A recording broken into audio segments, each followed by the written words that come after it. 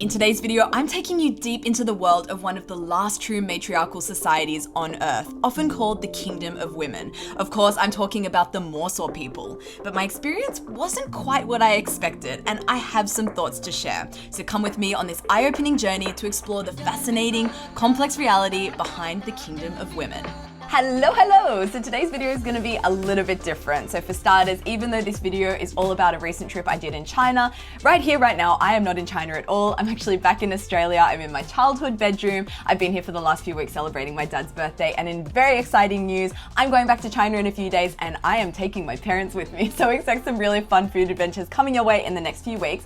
I also want to address somewhat of an elephant in the room. As you can see, I do have a band-aid on my face here. Had a suspicious mole removed yesterday. Hopefully biopsy is going to come back all fine. But if you were looking for a sign from the universe to get your moles checked, let this be that.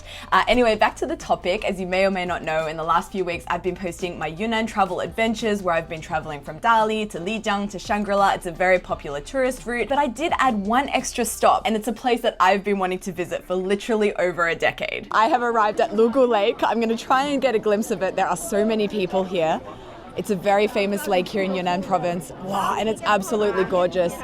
Check out this lake, it's so beautiful. The lake's actually situated right on the boundary between Yunnan province and Sichuan province. This land you see to the left of me here, this is Yunnan province, and over the other side of the lake over there, that is actually Sichuan province. The lake is very, very clear. I've been told the water is actually drinkable. And on the outside of the lake, you can see some villages scattered there. Those are all Morsor villages, and in total, I've been told there's actually 9 of them. So one of the reasons I decided to make this trip is I got a contact from a friend of a friend of a friend who knows a man living in one of these Morsor villages around the lake, and that man actually invited me to come and visit and learn more about the Morsor people and their culture. And before coming here, like I always do when I travel, is I did a lot of research, and definitely the picture that is painted online when I read articles and books about them is of this very remote society, untouched by the outside world. So that's kind of what I was expecting. But driving into the village, I realized pretty quickly I needed to revise some of those expectations, because it was, quite honestly, a lot more commercialized, built up, and touristy than I was initially expecting. I'm talking coffee shops, restaurant chains, dress-up stores,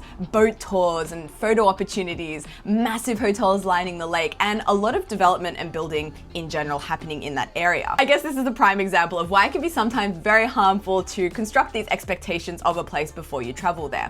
Anyway, something that I now know is anyone who wants to visit Lugu Lake, get up close and personal with the lake, drive around the lake, has to pass through this checkpoint here and buy a ticket. And since the Morsor people live in communities around the lake, people who buy tickets to see Lugu Lake are also buying tickets to get up close and personal with Morsor people and their villages in general. So as you can imagine, this has brought both positive consequences and also negative consequences for the Morsor people living around Lugu Lake, and that's what today's video is going to be all about. So this is where I'm meeting this local Morsor man for lunch. I've since learned it's actually a guest house that his family runs, but they still live next door to it. 这里是我们自己生活的区域。 One thing I've learned is because there's such demand for accommodation around Lugu Lake, I mean, keep in mind, this is a major tourist attraction. A lot of local families have chosen to open guest houses or hotels next to or around their traditional homes. And at the heart of these homes is the most important space for Morsor people, the grandmother's room, or zumufang. It's a sacred part of Morsor culture. 这个就是我们的祖母房。祖母房的话，就相当于是客厅，也是家里面老祖母居住的地方。因为我们母系氏族的话，我们是靠近外婆这边的人，我们都生活在一起。 The first thing you need to know about the Morsor people is the grandmother is the head of the household. This room here is the heart of Morsor family life. 一日三餐都会在这间房间。以前那个时候，每个人家里面的每个成员需要出去就是劳作工作，然后晚上都会聚在这个火塘边，家人全部人坐在一起，然后去聊天，去商议第二天或者是之后要去做的事儿，都会在这间房去聊。外婆的话就坐这边，舅舅的话是坐这边，舅舅是外婆的孩子。 That's something else that's really interesting about Morsor culture, that the grandmother doesn't share authority with her male partner, but with her own son. In fact, the father of her children and the father of her daughter's children don't live in the household at all. 如果我找了一个当地的喜欢的人，我的另一半生了孩子，对不对？那么我的孩子在他家生活，那么我需要去照顾我姐姐和妹妹的孩子。在我这个家庭里。 It's certainly a way of life that differs with most other societies around the world, and as a result, I've seen many misconceptions online that say that Morsel biological fathers have no responsibility or relationship with their own children, but as I've learned, that's really not the case. 我对于我的亲生的孩子，我也会去看望他。当他需要去上学啊什么的时候，我也需要去付出一份我的就是责任，会给他一些经济方面的支持，也会去鼓励他。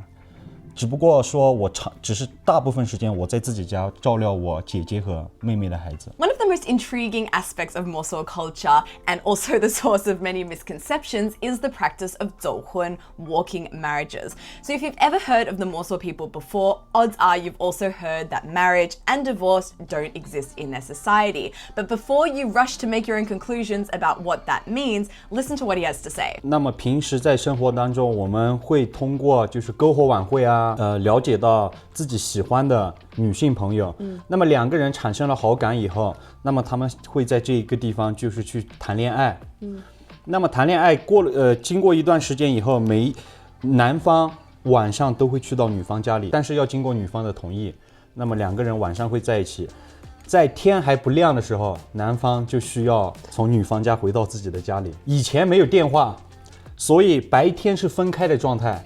那么你分开的状态下，你其实会对你自己的另一半会很思念他，你会很好奇他在干什么，所以你每天都会想着他，见到面就会很开心。白天我回到我自己的家里，那么我每天做家里的事儿，我肯定会非常的投入和感兴趣，因为我在做我自己家里的事情。那么女方同样她会为了她自己的家庭去发展的更好，去努力。那么两个人白天都为自己的家庭去努力。 So for Morsel people, the focus and priority is helping the family to which your mother belongs, the household that you live in.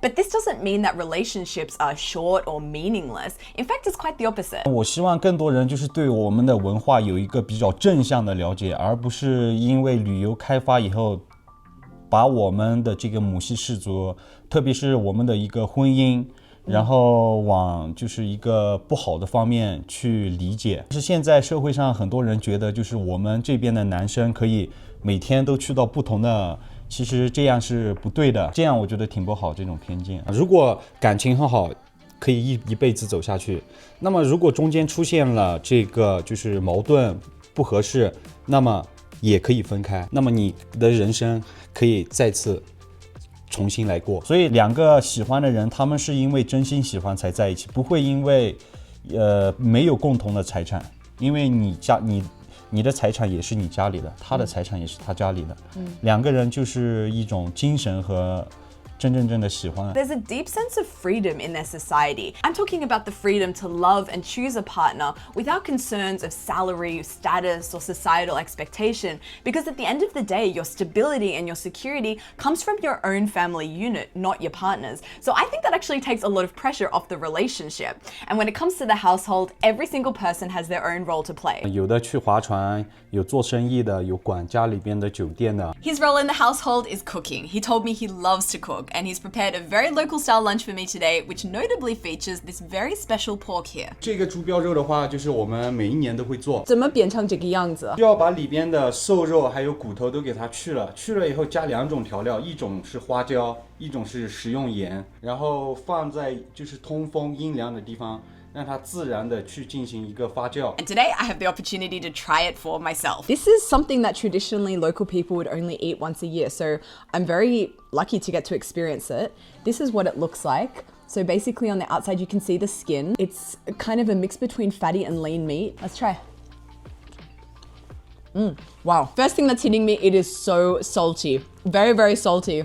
Wow. I've been finding it interesting recently learning more about people that live at high altitudes. They tend to have their food a little bit saltier. Studies show that thanks to lower humidity and lower air pressure, our ability to taste salt and sweetness diminishes at higher altitudes, meaning food needs more seasoning to taste the same as it would at sea level. And I guess that's also the reason why plain food is also so salty, because when you're at such a high altitude, you aren't able to taste as well as you are on the ground. He's also prepared me a bowl of noodles made with a very special local variety of rice noodle. 这个是我用高原红米做的，这个米的话，它是全世界最高海拔能生产出来的米，2700哇，就再也没有比这个地方高海拔能出米的地方。所以这个米的话，它非常富含那个花青素，所以它是红色。用那个就是热水事先把这个米线烫好了，然后做好汤以后浇在这个米线上。Then some local chicken is added as a topping. Very nice bowl of noodles.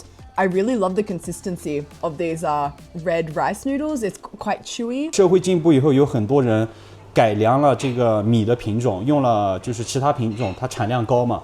但是我们还是用老品种的红米来做的米线。To learn more about Morsor culture, as well as how it's changed dramatically over the last few decades, I visited the local Morsor Museum, where I was able to chat with a Morsor man and a Morsor woman. 摩梭人就是对于母亲特别崇拜、尊重自己的母亲。安米，这个是我的安米。Oh, wow. 泸沽湖叫西那米，母亲湖；太阳叫尼米，月亮叫黑米，大山、丛林叫吉那米，大河叫吉米，大陆叫热米，心脏叫努米，首领叫沃米。所以最重要的、最美丽的、最吉祥的、最好的，我们都是把它比作是像母亲一样的。泸沽湖这里就是我们特别尊重我们天下所有的母亲。是你的家里。这个是我的大家庭，妈妈的妈妈，妈妈的兄弟姐妹，妈妈的妹妹，这些是另外一个妈妈的孩子，大家都是生活在一起。 Since this photo was taken mere decades ago, Morsor traditions have changed significantly. For example, 走婚, the walking marriages we learnt about earlier, are becoming less and less common, with more couples choosing traditional marriages instead. 现在基本上都是结婚了，因为我们已经和外面的现代的文化已经交融了很多年了啊。至少我们小的时候还比较传统，我们俩现在40多岁、50岁。应该在30年前我们还比较传统，就后来的这30年就变化得非常大。当然我们也在坚持自己的传统，比如说对母亲、对老人的尊重，对小孩子的非常浓的这种爱，这些东西实际上都是很好的这些文化。 Something she explained to me that I found really interesting is even though Morsor people live in a matrilineal society, the focus is more on the equality between the sexes. 我们实际上是应该是一种男女非常平等的一种文化，而不是外界以前宣传的那种什么。以前传统的摩梭文化里，男的和女的他分工很清楚的。摩梭人的男女的分工，它是从人性、从动物的本性去区分。男人代表的是力量，所以像战争都是男人，对，狩猎都是男人，还有修房子造屋都是男人。最重要的就是摩梭文化里面，女人是管生管生，男人是管死。 I was actually first introduced to this concept earlier today when understanding the symbolic layout of the grandmother's room. 进来我们的母屋以后，可以看到这边有个侧房。那么这个侧房呢，以前的话就是它也是我们整个家庭的产房，家里的婴儿就是从这个房间里出生的。那么婴儿出生以后呢，就是家里面的女性去办这个事儿。那一个星期家里的男性不靠近这个母屋，都由女性来去帮助新生儿降生，然后到母屋里边。 So where women are in charge of bringing life into the world, the men are in charge of helping people leave it. And that's where this back door or yingmen comes into play. 当家里边的人不在了以后，就是需要把不在的人全身上下洗一遍，洗完以后用纱布给它裹成你出生时候的样子，然后再放到这里。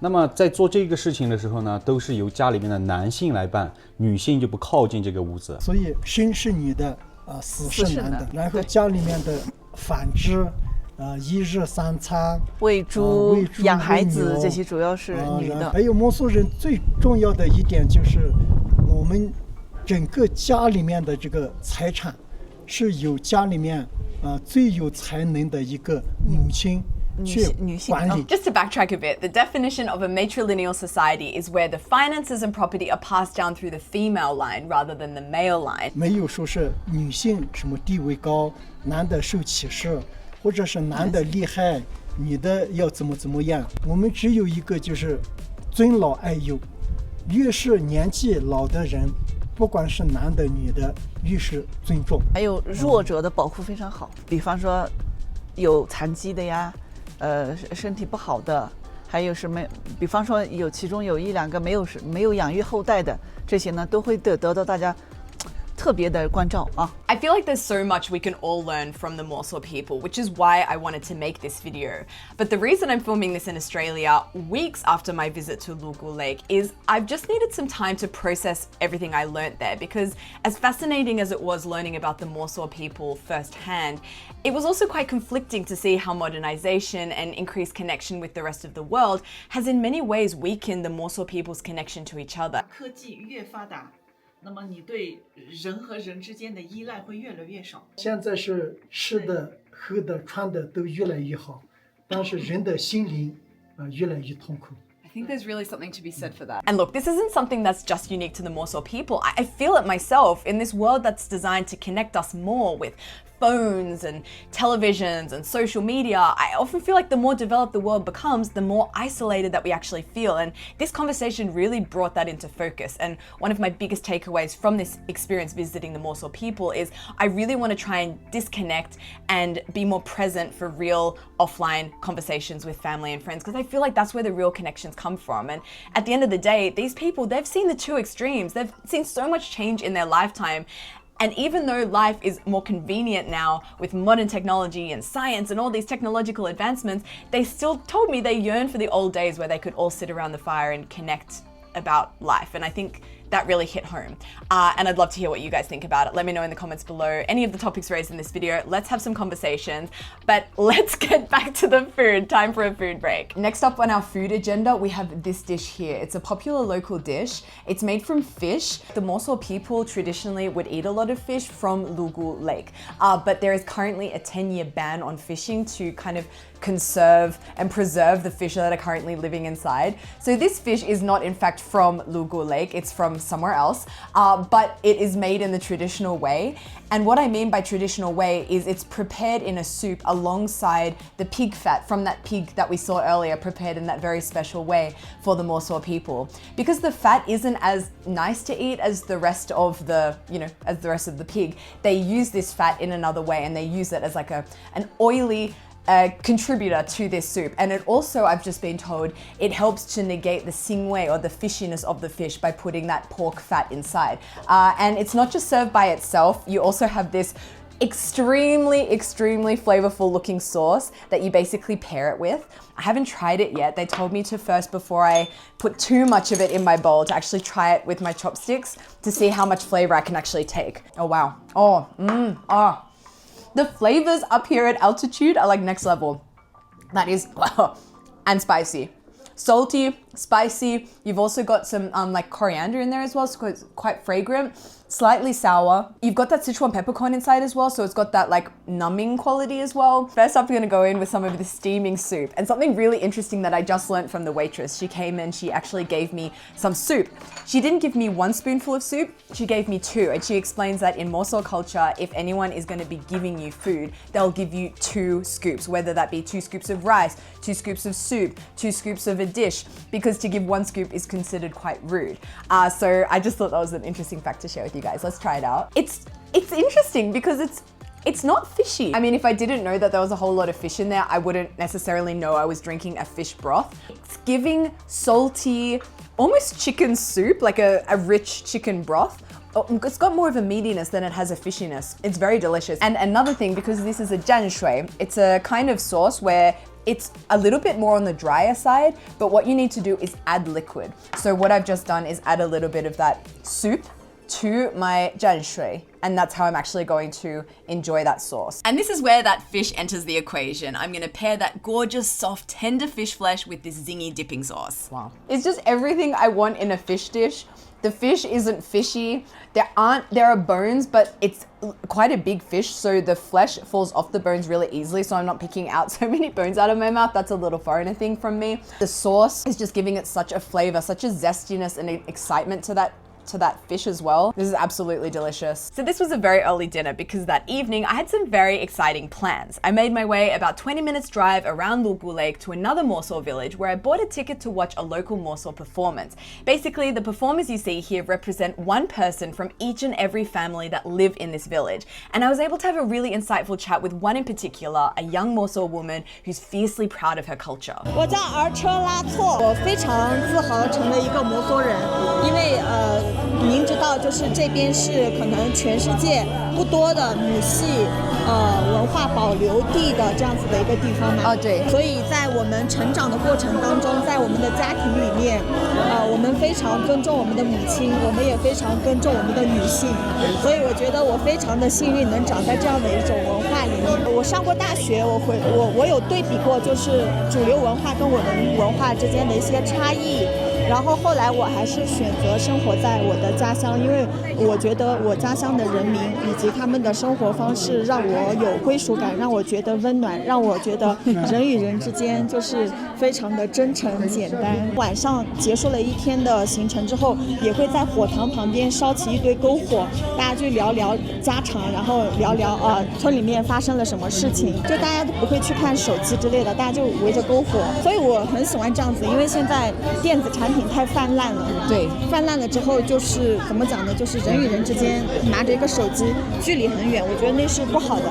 我们应该还是要回归到大家坐在一起去烤火，然后相互聊天，这样子很棒。A question that was on my mind all day, I couldn't stop thinking about it, was the impact that tourism has had on this area and how the local people feel about it. So I thought she would be the perfect person to ask. 你觉得最后旅客不来还是来也可以？来也可以，因为这是没有办法的，包括全世界的各个民族之间都在交流。你不能说我们摩梭很特殊，为了保留它的文化，我们就封闭，没有办法的，因为文化一直都是要流动的。如果你的文化是死的，应该也是没有生命力的。所以，我觉得交流这件事情是没有问题的，主要是说就是我们这个民族的自己的人怎么去看待我们自己的文化，怎样去做文化的一些取舍。我们也非常希望说，其实就很多人可以真正的了解我们的文化，了解到它的好，以及可以模仿我们，就包括在尊重母亲、尊重女性这个部分里面，可以向我们学习。I am taking away so much from this day with the Morsor people, and I really hope you've enjoyed this video. For me personally, their lifestyle really challenged some of my own assumptions about family and relationships and connection, and also made me reflect on how modernization is impacting us all in this world that we're more connected than ever. Are we actually losing something deeper in the process? And it's given me a lot to ponder, and I'm really excited to hear your thoughts in the comments below. But with that, my travels in Yunnan come to an end for now. Don't worry, I will be back in the future, but where one story ends, another beautiful story begins. As I mentioned, I'm going back to China in a few days with my parents. You better believe it's going to be so much fun. So if you're excited to see that, make sure you hit that subscribe button. Would mean the world to me. Drop me a comment for the algorithm. Hit that like button, and I will see you next week. Goodbye from Australia.